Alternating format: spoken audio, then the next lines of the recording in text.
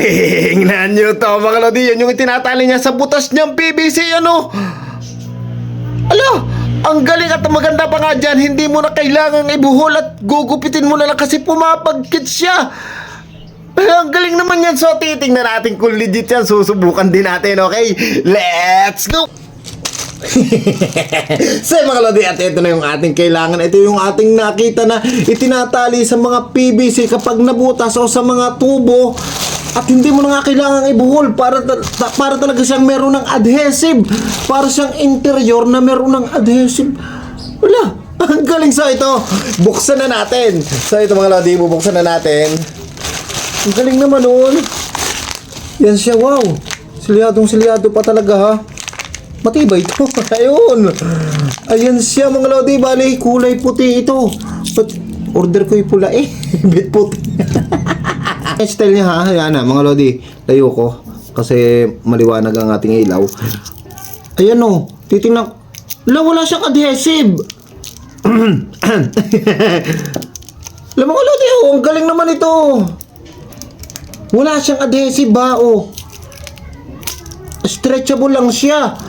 Pero nakita natin, hindi niya itinali. Ala! So, okay. I-try na natin. Sa mga lodi, ito ang ating gagamitin. At ito at naghanap ako ng mapapagamitan natin na may butas na PVC or hose. Ano? Hose. Yan. Yan si Kuya Bong nandito. Shoutout Kuya Bong. Kuya Bong. Yan, nandito tayo sa banlat ni Kicks, mga lodi. Ayan, at ito nga may nakita ako dito mga lodi kanina nung ako'y pumunta.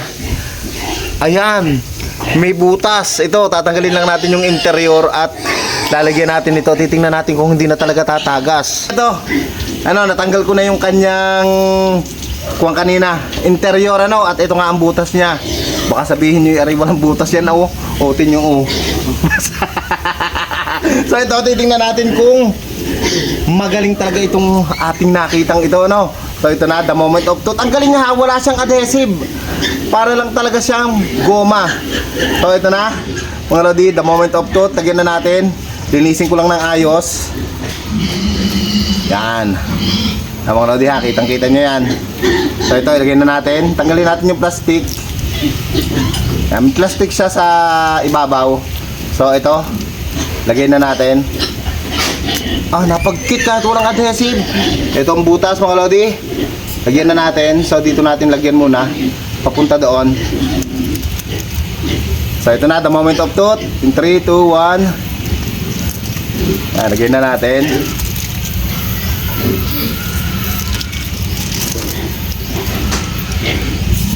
Tingnan natin kung matatanggal yung butas na yan. Kung kaya niyang tanggalin ang butas. Tapos gugupitin lang natin, hindi na natin kailangang itali. Ano mga lodi, malapit na.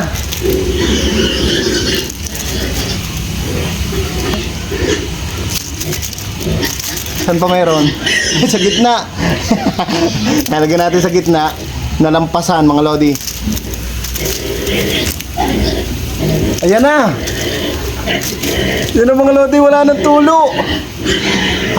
Tapos tingnan natin, gugupitin natin kung papagkit talaga siya ha. So ito, gupitin natin, may dala akong gunting. So mga lodi, ito, gupitin natin. In 3, 2,